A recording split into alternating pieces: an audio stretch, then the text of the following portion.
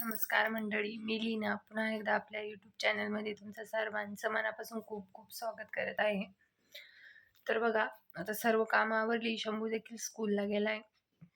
बाकी कपडे वगैरे बाकी, कारण 2 दिवसापासून कपडे धुतले, ते वाळले, तर त्यांच्या घड्या घालायच्या आहे. काल आधार कार्डचं काम होतं, त्यामुळे नाशिकला गेलो होतो. तर कालचा पूर्ण दिवस असाच गेला.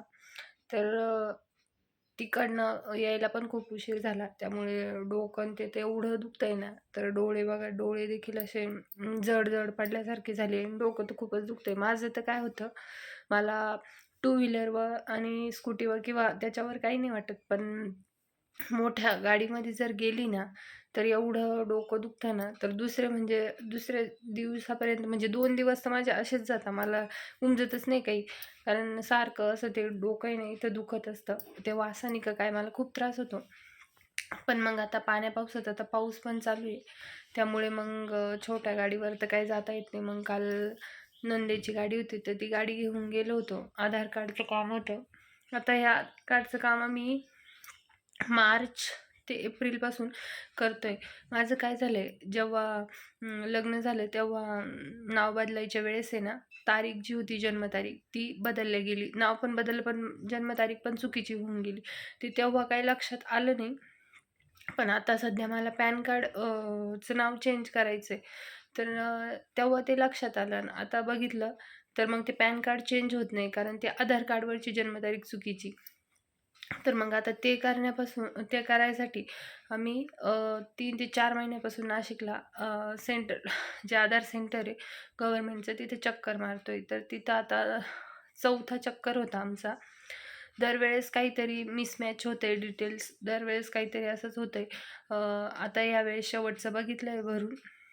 भरून बघू आणि म्हटलं ते पण बोलले का आता 2-3 वेळेस तुम्ही फॉर्म भरलाय, तो सारखा रिजेक्ट होतोय. तर मग तुम्ही आता ह्याच वेळेस नको म्हणत होते ते भरायला, भरू नका म्हणे.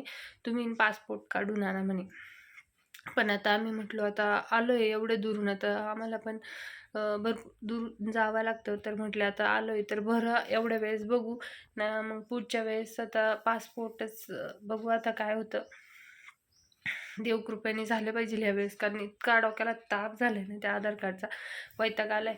सारखं कारण आता पाण्या-पावसाचं, शंभूची स्कूल, त्यांची ड्युटी सर्व ॲडजस्ट करायचं आणि तिथून आल्यानंतर आहे ना, करून आल्यानंतर घाईघाईमध्ये जायचं, घाईघाईत यायचं, धावपळ होऊन जाती. तर दुसऱ्या दिवशी पण दुसरे 2 दिवस असेच जाते, घरातली कामं काही होत नाही. तर बघू आता. आता दिले तर आहे भरून, मग होतं का काय? नाहीतर मग पासपोर्ट काढायला लावेल आणि ते पासपोर्टची पण खूप मोठी प्रोसेस आहे. त्याला पण म्हणजे पोलीस व्हेरिफिकेशन वगैरे करावं लागतं. त्याला पण खूप वेळ जातो आणि आता मला एक तर माझं असं झालंय, का माझं आहे ना दुसरे चॅनल आहे. तर दुसऱ्या चॅनलवरचं आहे ना मला म्हणजे तिथं डिटेल्स भरायचे आहे. तिथं अकाउंट नंबर वगैरे भरायचा आहे. पॅन कार्ड आणि त्याची पण माहिती भरायची. आधार कार्ड लागत नाही तिथे. पण पॅन कार्डची माहिती वगैरे भरायची आहे आणि आपलं अकाउंटचा नंबर वगैरे टाकायचा आहे तिथं. पण तिथं काय झालं आहे, अकाउंटचा नंबर जो आहे ना, तो यांच्या नावाने आहे आणि जे माझं पॅन कार्ड आहे ते माझ्या पप्पांच्या नावाने. तर तो गोंधळ आहे आणि मग ते दोन्ही पण एकच पाहिजे. जर एक नसलं तर मग ते सांगतं का बाबा रिजेक्ट होऊन जाईल. मग त्याच्यामुळे मग ते भरता येत नाही आणि आता ते जर भरलं नाही तर पेमेंट येणार नाही. कारण आता मी त्या चॅनलवर म्हणजे आता आम्ही ऑगस्टमध्ये गणपती बसले ना मागच्या वर्षी, त्या दिवशी मी ते चॅनल ओपन केलं होतं. आता वर्ष होत आलं आणि आता वर्षभर मेहनत घेतली त्यावर. आता जर मग भरला नाही तर मग पूर्ण मेहनत वाया जाईल.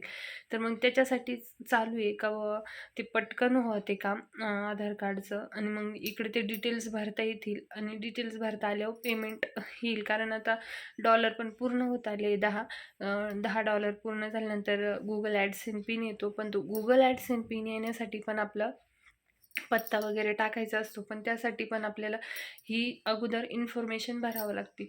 तर त्याचसाठी चालू आहे. तर बघू आता. आता ह्यावेळेस जर नाही झालं तर मग पासपोर्ट नाईलाजास्तव काढावाच लागेल. कारण पासपोर्ट काढल्यावरच ते मग आधार कार्डचं होईल ते असे बोलले. तर मग बघू आता काय होतं ते. पण देव कृपा करून एवढ्या वेळेस व्हायला पाहिजे, कारण खूपच डोक्याला इतका वैताग झाला आहे ना. आणि पहिल्या वेळेस असं झालं आहे म्हणजे एक खंद कागदपत्र मी काढते, त्याला एवढे चक्कर मारावं लागते. नाही तर इथून मागं असं कधी झालेलं नाही की कागदपत्रांच्या विषयी काही एवढी चक्कर मारावं लागते. तर आता समजते का खरंच सरकारी कामं म्हणजे कशा असतात. म्हणजे किती त्यांना काही घेणं नसतं, म्हणजे तुम्ही कुठून या, किती दुरून या, काही त्यांना घेणं नसतं. ते साधं एक एक जी स्पेलिंग असते, एक विलंटी पुढची, त्याच्यावरून सुद्धा ते लगेच तिथून रिजेक्ट करून देतात. म्हणजे त्यांना काही घेणं नसतं, तुम्ही कुठून या, काय या. फक्त फक्त त्यांचं पण मग ठीक आहे, ते पण त्यांचं काम करत असतात. तर पण बघा, आपण व्यवस्थित जर बघितलं असतं तर हे तेव्हाच आम्ही नीट बघितलं असतं आधार कार्ड काढायच्या वेळेस हे जन्मतारीखचं, तर तेव्हा आमचं सॉल्व्ह होऊन गेलं असतं. तर आम्ही ते नीट चेक केलं नाही, तेव्हा पण असंच काहीतरी होत होतं शक्यतो. म्हणजे ना, आधार कार्ड म्हणजे नाव चेंज करायच्या वेळेस आहे ना, ते जन्मतारीख घेत नव्हतं वाटतं. मग त्यामुळे तिथल्या त्या काकांनी पण असं केलं का मग ती दुसरी जन्मतारीख टाकली, ते घेतली. पण मग हे आता इतका डोक्याला वैताग झाला आहे, खूपच वैताग झाला आहे. तर बघू आता. बाकी घरातली कामं तर आवरली आणि डोकं तर एवढं दुखतं आहे, कारण काल असं होतं प्रवास करून म्हणजे टू व्हीलरवर काही नाही, पण मोठ्या गाडीत प्रवास करून आल्यानंतर डोकं दुसऱ्या दिवशी एवढं दुखतं ना. एवढं एवढं दुखू राहिलं तर बस कधी. आता 2 दिवसापासून कपडे धुतले, तर त्यांच्या घड्या घालायच्या आहे, ते पडले इकडं मागे, हे बघा एवढा पसारा पडला आहे कपड्यांचा. बाकीचं स्वयंपाक वगैरे झाला, स्वयंपाक केला आहे आणि बाकीचे घरातले पण कामं आवरली. आता हे कपड्यांच्या घड्या वगैरे घालायच्या आणि नऊवारी आली शिवायला, नऊवारी शिवायची. पण आज पण जमतं का नाही, कारण माझं डोकंच एवढं दुखू राहिलं ना, काय झालं आहे माहिती नाही, खूप डोकं दुखतं आहे. तर अगोदर आता हे कपड्यांच्या घड्या वगैरे घालते. शंभू येईल, त्याला घेऊन थोड्या वेळ पडेल, कारण माझं डोकं जर म्हणजे दुखायचं बंद नाही झालं तर मला कोणतंच काम वगैरे असं करू वाटत नाही. कारण मेन म्हणजे ना, इथंच दुखत असतं बघा, असं नजर लागल्यासारखं होतं मला, काय होतं माहीत नाही. पण मागं बी 2 दिवस असंच झालं, गावाला गेली, तिथून आले तर 2 दिवस माझे पूर्ण असेच गेले, काहीच काम झालं नाही. फक्त घरातली कामं करायची आणि दुपारी आवरलं पडून घ्यायचं, कारण डोकंच एवढं दुखतं ना, दुसऱ्या दिवशी पण काहीच उमजत नाही, म्हणजे काहीच म्हणजे उमजतच नाही असं. त्याच्यामुळे ना कुठं जाऊ वाटत नाही, आणि गेलं तरी पण टू व्हीलर मला बरं वाटतं, पण मोठ्या गाडीमध्ये नको वाटतं. तर मोठी गाडी आमच्याकडे नाहीच आहे, नंदेची ती, पण मग तरी पण नको वाटतं. बाईकवर, स्कूटीवर बरं वाटतं, हां ट्रेननी बरं वाटतं, त्याच्यानंतर बसनी पण काही नाही वाटत. पण मग मोठ्या गाडीमध्ये काय होतं का मी तिचं वासाने का काय मला इतका त्रास होतो ना. तर बघू आता. आज तर बाकी काय कामं होते तुमच्यासोबत शेअर करेलच. तर कपड्यांच्या घड्या घालून घेते, शंभू येईल तोपर्यंत त्याला पण खाऊ पिऊ घालून. त्याचं पण काल स्कूलवरून आला, लगेच त्याला घेतलं आणि निघालो. त्याची पण मुलांची पण धावपळ होऊन जाते, कारण ह्या कामांमुळे सर्वांचीच धावपळ होऊ राहिली आमची. कारण त्यांना पण ते पण नाईट करून आले, लगेचच दुपारून आम्ही निघालो त्या कामासाठी. तर त्याच्यामुळे बघू आता होतं का नाही, देव कृपा करून या वेळेस तर झालं पाहिजे. तर चला आता बाकीचे काम दिवसभरातलं रुटीन तुमच्या सोबत शेअर करते, काय काय होतं बघू. नऊवारी तर शिवायची, पण मग जमलं तर बघते, नाही तर मग उद्या शिवल.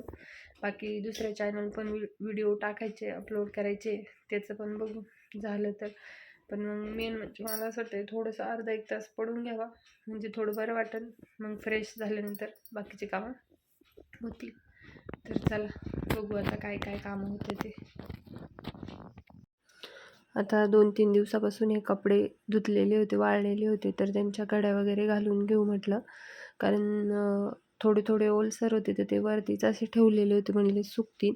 कारण वातावरण पण एवढं थंड आहे ना, आणि पावसाची पण सारखी रिमझिम चालू आहे, म्हणजे म्हणावं असे कपडे पण असे कडक वाळती नाही आहे.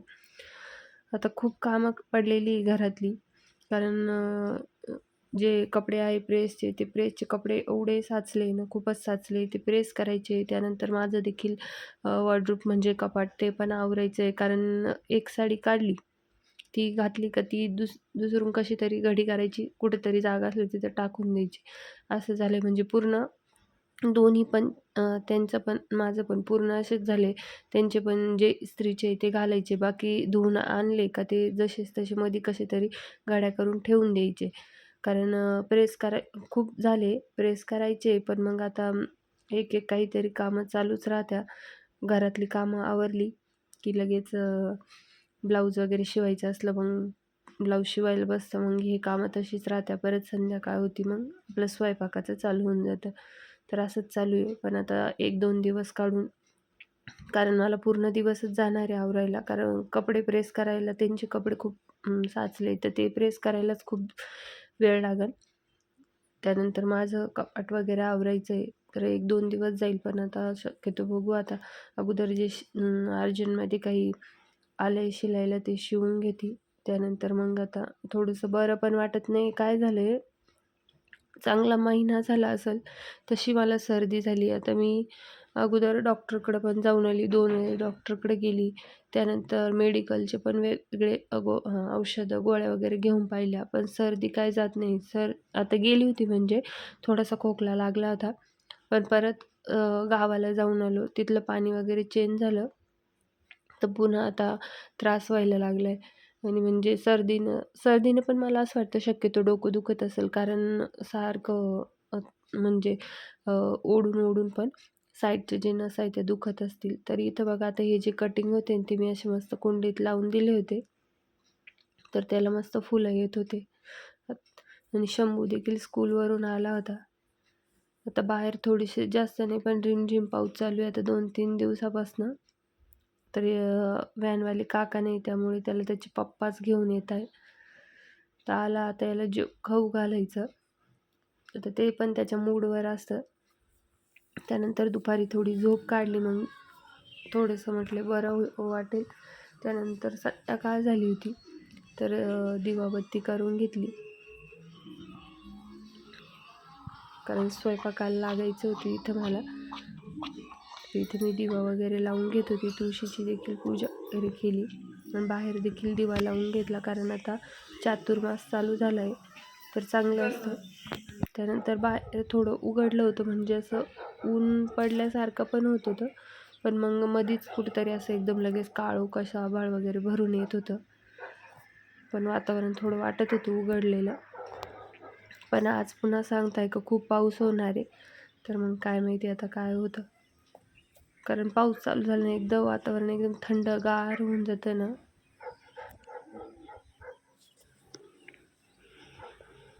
तर वातावरण बघा एकदम मस्त झालंय. तर पाऊस पडतोय तर सगळीकडे हिरवं हिरवं झालंय. आणि इथं मागे आहे ना सकाळी संध्याकाळी एवढे मोर येतात ना, खूप मोर येतात. त्यांचा खूप किलबिलाट चालू असतो. तर बघा संध्याकाळच्या वेळेस आता याचा होमवर्क घ्यायचं चालू होतं. त्याचे पप्पा इथं त्याला होमवर्क घेत होते. तर इथं बघा, म्हणजे त्याला समजवून सांगितलं ना तर व्यवस्थित ऐकतो तो. आणि आपण जर असं लक्ष नाही दिलं ना, मग त्याचं कसं करून घेतो. कारण लक्ष दिलं ना, त्याला समजवलं तर त्याच्या लक्षात पण राहतं. एकदा सांगितलं ना तर परत सांगायची गरज नाही पडत. तसं हुशार आहे तो. फक्त मस्ती खूप करतो. तर चला, कसा वाटला आजचा व्हिडिओ कमेंट करून नक्की सांगा. व्हिडिओ आवडला असेल तर लाईक शेअर करायला विसरू नका. आणि चॅनल नवीन असेल तर चॅनलला देखील सबस्क्राईब करा. भेटूया पुढच्या व्हिडिओमध्ये. बाय.